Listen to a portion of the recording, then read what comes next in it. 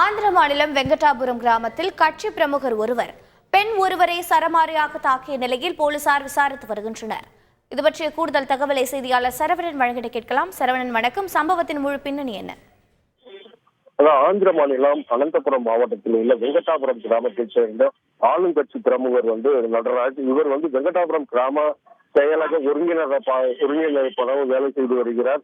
இவர் பலவாபுரம் கிராமத்தை சேர்ந்த ஒரு பெண் தனது வாழ்வுக்காக கடை நடத்தி வருகிறார். இந்த கடையை அடைத்துவிட்டு வெளியே செல்ல நேற்று மாலை வீட்டுக்கு செல்ல முயன்ற போது அந்த பெண்ணை இடைமறித்து இந்த பிரமுகர் தனது ஆசைக்கு இறங்குமாறு வற்புறுத்தினார். இதனால் அந்த பெண் கோபமடைந்த அந்த பெண் செருப்பால் அடித்து விடுவேன் என அவரை எச்சரித்துள்ளார். இதனால் கோபமடைந்த அந்த பெண்ணை இந்த நடராஜ் என்பவர் தலைமுடியை பிடித்து இழுத்து சென்றுள்ளார். இதனை பார்த்து அங்கு விவசாயத்தில் ஈடுபட்டிருந்த கூலி தொழிலாளர்கள் அவரை இடைமறித்து விலக்கி விட சென்றனர். மேலும் சிலர் இந்த செயலை புகைப்படம் எடுத்து வீடியோ எடுத்து சென்றனர்.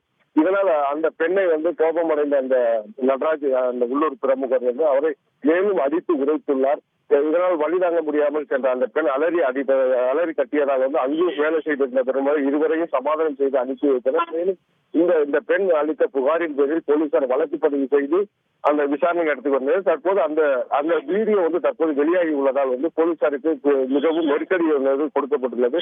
அந்த நபரை பிடித்து விசாரணை நடத்தி அவர் மீது வழக்கு பதிவு செய்யும் முயற்சியில் போலீசார் ஈடுபட்டு வருகின்றனர். தகவல்களை வழங்கியதற்கு நன்றி சரவணன். செய்திகளை உடனுக்குடன் தெரிந்து கொள்ள உடனே சப்ஸ்கிரைப் பண்ணுங்க.